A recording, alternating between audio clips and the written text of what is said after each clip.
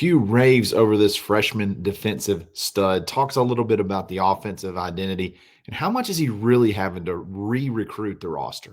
In the world full of podcasts, he's the undisputed heavyweight champion of hot takes, an Auburn sports homer, master of the boog, and message board legend. Get your buttons buttoned and your hats flattened, because the Top Button Podcast is about to kick off, and you don't want to miss your courtside seat. Now, here's your host, Charlie Five.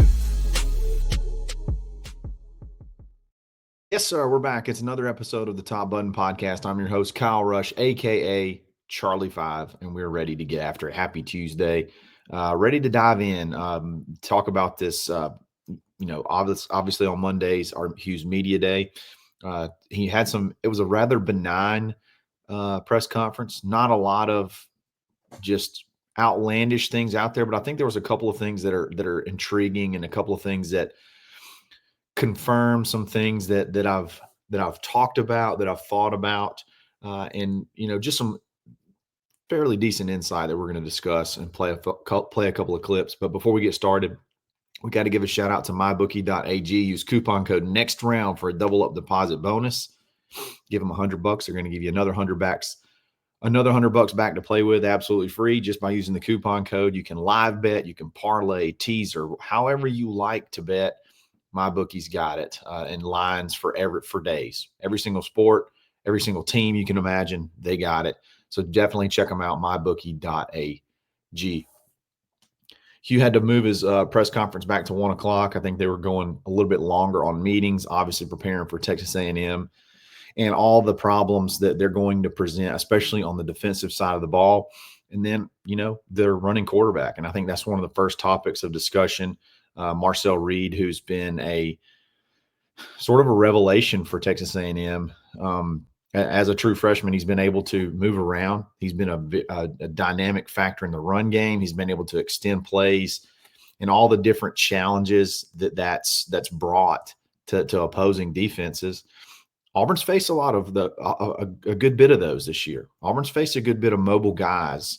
And I think some of the questions they asked early was, how that's prepared Auburn for this game. And one specifically asked about Demarcus Riddick and how things have changed since he's gone in. Let's hear what Hugh has to say. Yeah, you just answered it for me. I mean, we changed when we started playing him. And not that others weren't playing well in spots, but without someone that has the ability that can run and tackle those dual threat guys in open field, it's a problem. And we had that all last year and part of this year, and he's made a difference in that because he has length and can run. Recruiting matters, man. I'm a recruiting guy, and I talk about recruiting a lot. I love, that's probably my favorite aspect of college football. But there's no more proof that recruiting matters than Demarcus Riddick. And I could not agree with Hugh more there, is that when he started playing more, the defense was salty to begin with. Don't get me wrong.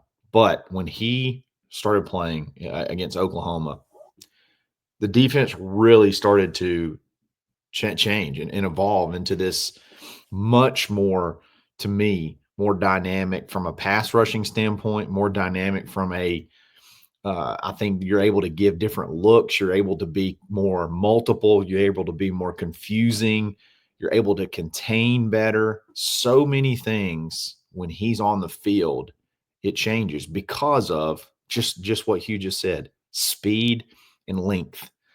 And that's the part of going and getting and transforming this roster, going and getting these elite players, especially on defense. You're having a lot of success on defense. And Demarcus is one of those. I mean, I think about it's not, and then again, it's not only just speed and length, because you think about the play he made against Louisiana Monroe as a true freshman. It's like this big time misdirection. I think it's going to be some type of reverse pass or some kind of rollout type thing that's easy, so easy. And honestly, the way they ran it, it was almost like hoping that Demarcus would bite on it with his speed. and he didn't. He's not only does he have speed and does he have length, but he plays above himself is from a maturity standpoint. He plays well beyond just being a true freshman. He does not make a lot of those true freshman mistakes. As a matter of fact, I can't really point to one. Maybe a couple of times where he's maybe gotten in so fast and missed a tackle or something like that, that maybe he'll be a little bit more disciplined in down the road to where he'll be able to break down and not overrun the play.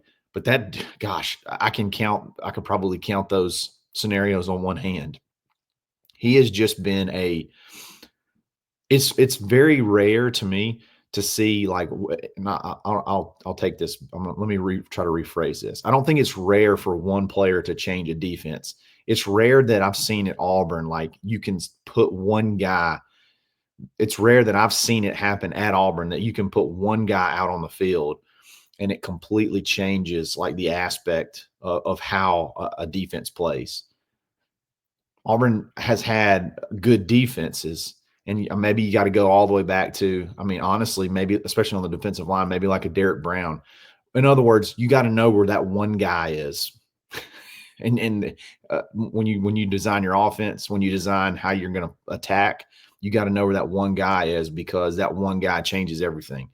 And Demarcus is not even slowly becoming that. He's becoming that already as a true freshman. Recruiting matters, and winning these type of battles are what matters. And seeing them being able to translate on the field is huge. So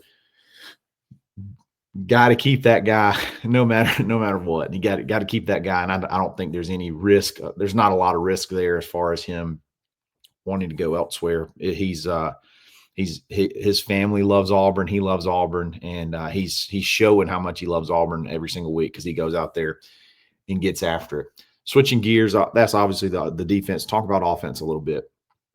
For weeks now, I guess ever since the Georgia game, I've been talking about how it feels like, and I haven't been able to really describe it very well, but it just feels like we're overthinking things. It feels like we're trying to put a square peg into a round hole. It feels like we're trying to sort of play call our way through the game instead of just be who we are and just kind of run the offense, kind of play protection, play not to make a mistake, play to sort of just not give the game away. That's the way it's felt to me since the Georgia game. And we've lacked explosion. We've lacked a lot of things. And obviously you had the Kentucky game where I felt like even though it worked, it was a similar deal where you're not going to take a lot of shots.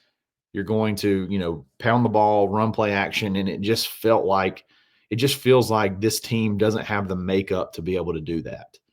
And Hugh was asked about the success that you had against Louisiana Monroe, and then how it translates over the next two games. So let's see what he has to say.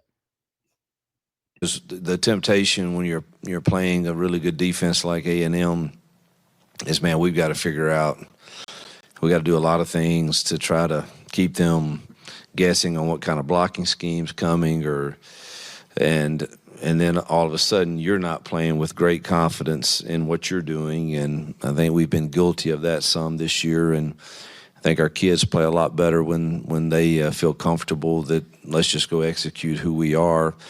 Now, are we good enough roster-wise right now to do that and win the games?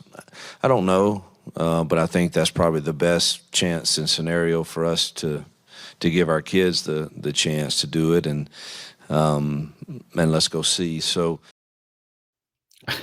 I think Hugh must listen to the show. Hugh has to listen to the show, because I think I've been saying that for several weeks now. When you start calling outside of yourself, you start doing things that you're not super comfortable with, then you start doing things with not a lot of confidence, like he said. And how accurate of a picture is that to what you've seen on offense the last 4 to 5 weeks? Just say go back through Georgia. I'll say this. Up until the Georgia game, they were turning it over, but I felt like they were confident in what they were doing. You know what I mean? Like you got to have a little bit of confidence to rip one in there and get picked off. Like it felt like to me, you kind of knew what you were doing. You felt confident in your identity. And then when that changed, that's when everything sort of started to get discombobulated. And I understand why you did that. I mean, there's a lot of people, hey, pound the ball, pound the ball. You got to do this, you got to do that, and stop turning it over. And you're trying to call things in a way to limit turnovers, and you sort of get out of who this team actually is. I don't think this team is a line up and pound the ball 20, 25 times a game team. You got one of those type of running backs, but I don't know that you have everything else in front of them. And untimely penalties. This team doesn't really thrive well on having, 10, 12 play drives. They need to be a big play. They need to be a big play team. Now that doesn't necessarily mean that every offense that Hugh has will be this way, but this team needs to be a, very quick run tempo, get the ball out, hit them with some hit them with some runs when you got tempo, when you got them on their heels, and you can rip off, 5, 10, 10-yard runs, those type things. But for the most part, it's,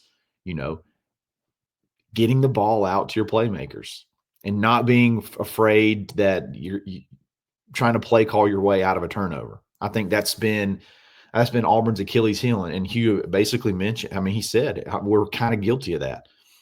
We're trying to sort of, lean on our defense and protect the ball, and then you get out of who you are. And I think that's the way Auburn needs to play. That's the way they need to call the offense moving forward over these next 2 games if they want to have any chance is, hey, look, we have to – what we do well is we throw the ball down the field, we get it quickly out of Peyton's hands. And we'll mix in the run and get Jarquez 14, 15 big carries in a game. But get ahead of the chains, go fast, get that tempo going. I think that's just the identity of this team. That's the identity of this offense, and they've gotten away from it the last several weeks. But yeah, I think that's the best thing. That's the best thing moving forward for them to continue to sort of build off of. Forget turning it over. Forget what we've done in the past. Let's be who we are, and let's just whatever happens, happens. If we struggle, we struggle, but at least we're doing something we're confident in instead of trying to be somebody or be some offense we're not. Receivers, a lot of talk was about Cam Coleman, and he got 8 catches versus his 15 for the year. He got 8 in this game.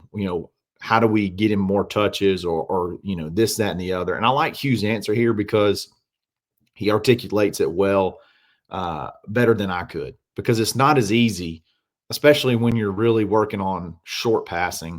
It's not as easy to just say, hey, we're going to give Cam 8 catches, just like you're going to give Jarquez 8 carries, because the defense dictates that basically. And the receiver to an extent, like he may not win a battle. He may not win his one-on-one. He may not run the correct route. So there's a lot of things that go in, but that was one of the questions asked. How do you get Cam Coleman more involved after his big game? I would love to answer that, Mike, and say absolutely we're throwing it to him 8 times, but I don't get to dictate the coverages. And I know a lot of people,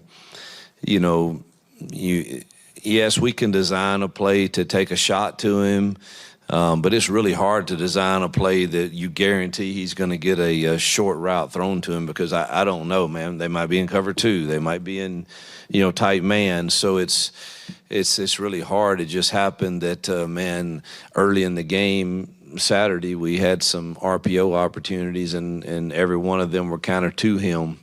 And then we had a couple third down throws where we ran a little mesh route, and he was the option on that. And I don't know that pre-snap that he will be, but I would love to say that he's going to get 8, and Malcolm's going to get 8, and Perry's going to get 8, and Dre's going to get 8, but I don't. That's very difficult for a coach to really know where the ball's going to go when you call one of those pass plays for sure. But it does, I think, breed confidence when that happens.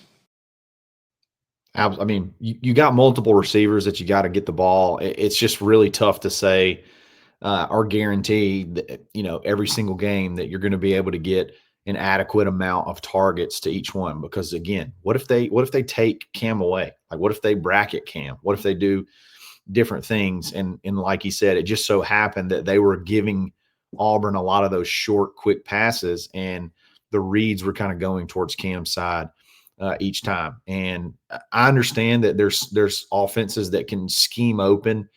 You can, and Hugh even mentioned it, you can draw up a play that can scheme him open. And I think they've done that at times. I mean, I think of the Missouri game of that particular one. There's times where you've done things to get a guy open. Typically, though, those are deeper, longer developing things because it happens off of a lot of other routes and picks and things like that. And when you're having offensive line protection issues, those are kind of tough. You know what I mean? Like who knows if some of those sacks, who knows if, I mean, as many times as Peyton's been sacked this year, who knows if that was not one of those plays that was drawn up to get Cam or Malcolm or one of these guys a deep shot. So again, it sounds easy. Oh, he's got to have more targets. I've heard that 1,000. You got to get him more targets. Well, that sounds awesome, but we're not playing Xbox. It's not like, okay, Cam is A, so we're just going to make sure that we hit A 10 times a game. Like, I mean, come on. It's a little bit more complicated than that. It just so happened that they were getting the ball out quick. They were going to have a little bit more of their traditional identity. And it just so happened that Cam happened to be a lot more of those reads. But you see how dynamic he is and how he can take over a game.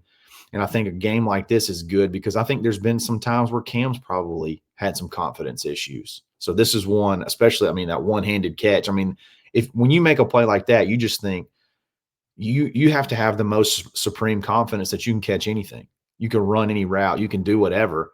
So that a game like that, we can argue over should he get more? Should this have been happening all year if we want to till we're blue in the face? But the fact of the matter is those games are good for him. They're great for him, and hopefully it's something that can continue to build confidence as we move on. Had a new kicker this week, and that was a topic of discussion. He had a really good game, made 2 field goals, made all his extra points. Awesome story. Let's hear what Hugh has to say about the kicking situation forward. Yeah, it'd be hard to take it from him at this point because, we've and again, I think Towns is going to be outstanding.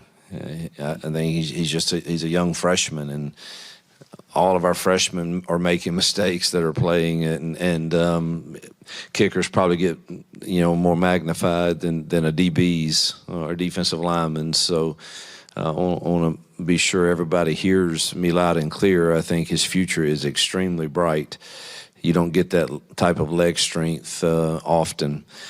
Currently, Ian is batting 100, and those have been critical plays in some of our losses that had we made those, the whole dynamic of that game at that point kind of changes, and so we're not going to take the ball out of his hands right now. And proud that it's a great story, and he came through when he got his number called Saturday, so he'll get another chance. Definitely got to show Ian some love. Cool story. I mean, transfers from Birmingham Southern when they shut down the school. I guess I don't know that Birmingham Southern exists anymore. At least their athletic. I remember their athletic department definitely does. I remember the basketball team last year, or maybe it was the baseball team. One of the two sports teams was going on a run. I think it was the baseball actually. In that division, playoff, World Series, whatever, and everybody's talking about it because the school had shut down. So like they were playing, and they don't even have a school anymore, basically. So Ian comes to Auburn, gets a chance to go in and does really well. And I mean, Hugh's right. How the dynamic could have changed had you just made a couple more kicks this year. A couple of different games play out differently. So I still do believe I agree with Hugh. I think Towns is going to be a really good kicker. You can see the talent on his kickoffs when he just booms it, 8-9 yards deep in the end zone almost every single time. That's the legs there. You just got to work on it and build more confidence in the offseason. And he's shown at times he's had confidence. I mean, the 8A game, I think he could have kicked until the sun went down, and he would have never missed one. So he's going to be good, but this is still a great story. Got to show Ian Vachon some love for what he's done. And then one of the last things we're going to talk about is player retention. Hugh talked about he was asked about recruiting his roster and how those conversations are going and this, that, and the other. And he had this to say. I don't do much of that. I think, our personnel office has been being very proactive with, talking to our current roster, and Jason Campbell does an outstanding job, representing our collective and some of those discussions. And there's so many changes going on in the world with what we hear might be coming in July, and you're just trying to give them accurate information. But I think you've got to be proactive, and I just work on coaching them and having genuine relationships with them. I do know that I believe that most feel that they could come and have a conversation with me, and two have.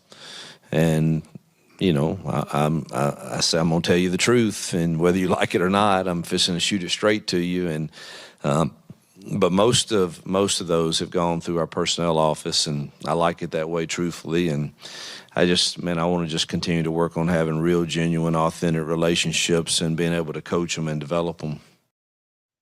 I'd really love to know which two guys those were.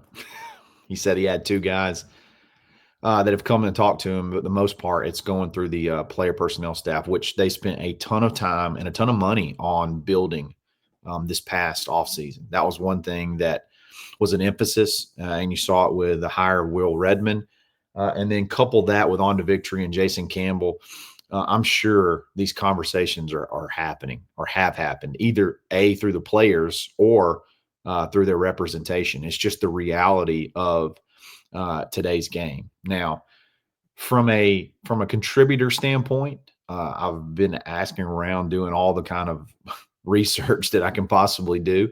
And I think Auburn is in, believe it or not, in a really good spot with a lot of the contributors. There's going to be some stuff there's going to be some folks that leave. I'm sure there's going to be some guys that they basically, there's going to be guys that you're going to have leave because you got to be able to fill their spot. So I guess the confidence in knowing that you don't, as the head coach, you don't have to be the one having all those conversations. It ought to feel pretty good, I guess, especially with who you have in those off the field roles. But yeah, it's reality. And when you're 4-6 and you're at least you're struggling. There's going to be guys coming calling. There's going to be teams calling. There's going to be some tampering done. So he talked about, being proactive, and he talked about the conversations that are being had. He just sort of, his focus is the relationship, because when you start getting into where your relationship is built around money and what are you going to give me, it's not even genuine anymore. It's just it's almost like a servant master type relationship. And because you're trying to pretend, I'm just trying to serve you. I'm just trying to fill your needs versus we're having a relationship. You know what I mean? And you're trusting in me, and you're doing, we're trying to build our relationship together. It goes beyond that to where now I'm just sort of a yes sir type thing. I'm just doing whatever you're asking. And now I have no control over the team. I have no control over the culture. I like the idea of those guys being able to, have that relationship and not have to always be talking about the money, always be talking about, that type of stuff with Hugh. There's guys for that. And I like the way they keep that separate. So let's see what happens the rest of the week. I know we're going to have some recruiting updates. We're going to be talking about the game as it gets closer. It's really big recruiting weekend. It's our last real hoorah before signing day, which is crazy to think about. But it's your last visit weekend that you have before signing day, and it's kind of crazy the way this whole calendar has been set up. There's just no time after the season to bring anybody on visits. This is it. So you got to knock it out of the park. Night game. Let's see what happens. Love the odds of being at Jordan-Hare at night of something crazy happens. So we'll see what happens. But guys, I really appreciate you listening. If you like this video, like it. If you like this channel, subscribe to it. Follow me on Twitter, _Charlie_5. You know, we're going to be back every single day this week. It's another episode of the Top Button Podcast. Stay buttoned. Thanks for listening, and drive home safely.